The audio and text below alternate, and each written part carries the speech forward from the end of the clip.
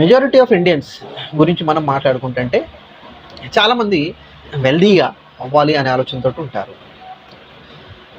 ఎక్కువ ఇన్కమ్ నాకు wealth create చేసి ఇచ్చింది అనే ఆలోచన ఉంటే భారతదేశంలో చాలామంది కోటేశ్వరులు ఉంటారు. కానీ పరిస్థితి తెలుసుకోవాల్సింది ఏంటంటే ఆదాయం అనేది మీకు వెల్త్ క్రియేట్ చేసి ఇవ్వదు. మీ మనీ హ్యాబిట్స్ వెల్త్ క్రియేట్ చేసి ఇచ్చింది. సో దీనికి చాలా మిస్టేక్స్ ఉంటాయి. 4 మిస్టేక్స్ గురించి ఇవాళ మాట్లాడుకుందాము. మొదటిది, ఆదాయం పెరిగింది, ఖర్చులు ఆదాయం కన్నా ఎక్కువ శాతం పెంచుకుంటున్నాము. దీన్ని మనం లైఫ్ స్టైల్ ఇన్ఫ్లేషన్ అంటాము. రెండోది, మనం ఇన్కమ్ వచ్చిన తర్వాత నేను ఖర్చు పెట్టిన తర్వాత మిగిలింది నేను ఇన్వెస్ట్మెంట్ చేస్తాను అనేది అంటారు. అది కాదు. ముందుగా మీరు ఇంత పర్సంటేజ్ ఆఫ్ ఇన్కమ్ అనేది మీరు సేవింగ్ చేసుకోండి. ఆ తర్వాత ఇవ్వాల్సిన ఖర్చులు అనేది మీరు చేసుకోండి.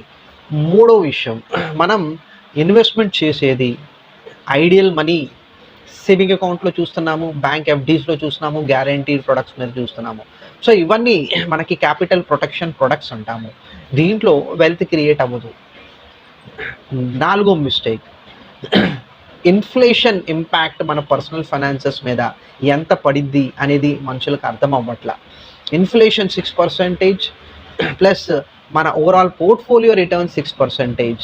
సో నెట్ మనం చూసుకుంటుంటే పర్చేసింగ్ పవర్ ఆఫ్టర్ ట్యాక్స్ అనేది ఏమీ మిగలట్లా. సో ఈ 4 విషయాలు కరెక్ట్గా మీరు అర్థం చేసుకోండి. ఎందుకంటే ఈ మార్పులు చేసుకుంటే డెఫినెట్లీ మనం ఫైనాన్షియల్ ఫ్రీడమ్కి ముందుకెళ్తున్నాము అనేది మనం చెప్పుకోవచ్చు. సో ఒక డబ్బున్న వ్యక్తికి ఆస్తులు ఉంటాయి, ఒక యావరేజ్ పర్సన్కి లైబిలిటీస్ ఎక్కువ ఉంటాయి. సో ఈ విషయాన్ని అర్థం చేసుకొని ఫైనాన్షియల్ ఫ్రీడమ్ జర్నీకి మనం ముందుకెళ్దాం ఫ్రెండ్స్. Thank you.